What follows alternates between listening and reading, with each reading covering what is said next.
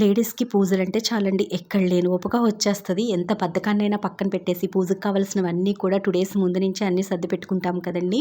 Last month కరెక్ట్‌గా ఈ డేట్స్‌లోనే మనకి బుడతల మావిడి దగ్గర సౌరయాగం, అలాగే శ్యామలా నవరాత్రులు పూజలైతే జరిగాయి. మేమైతే రథసప్తమి రోజు ఆ నెక్స్ట్ డే అలాగే మంగళవారం 3 రోజులు వరుసగా అయితే వెళ్ళామండి. 3 రోజులు కూడా పూజల్లో అయితే పాల్గొన్నాము. ఆ వీడియోస్ అన్నీ కూడా మన ఛానెల్‌లో పోస్ట్ చేశాను. మహిళలందరితోటి కూడా మంగళవారం రోజు ఈవినింగ్ అయితే అమ్మవారికి కుంకుమ పూజ అయితే చేపించారండి. సో, పూజారి గారైతే 6:30కి రమ్మని చెప్తే మేమందరం 5కే వెళ్ళిపోయాము.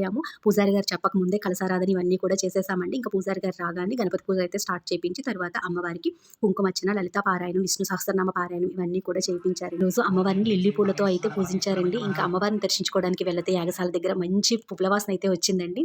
సో, అలాగే ఆ రథసప్తమి రోజు వచ్చేసి స్వామివారికి అంటే సూర్య భగవానుడి కళ్యాణం కూడా చేయించారు. అలాగే ఇక్కడ శివయ్యకి అభిషేకాలు, శ్రీరామచంద్రమూర్తి వారికి ప్రత్యేక పూజలు ఇలా ఒక్కొక్క పూజారి గారు ఒక్కొక్క దేవతామూర్తి దగ్గర ప్రతిరోజు పూజలు అయితే చేసేవారండి.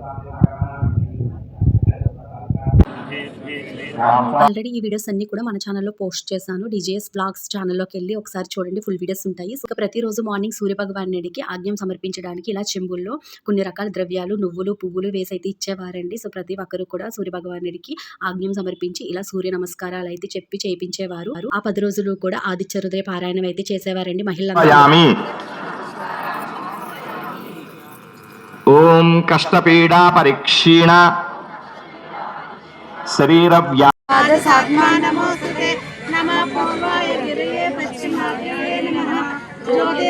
బుడతల మావిడి ఆ 10 రోజులు జరిగిన పూజలతో కలకల్లాడిపోయిందండి. ఇంకా పూజ అయిన నెక్స్ట్ డే మార్నింగ్ పూజలో వాడిన పూజా సామాగ్రి అలాగే దేవతామూర్తి విగ్రహాలు అన్ని కూడా అక్కడే క్లీన్ చేసి అయితే ఉంచారు. ఆ నెక్స్ట్ డే కూడా వీడియో షూట్ చేసి మన ఛానల్లో పోస్ట్ చేశాను, చూసేయండి అంతే.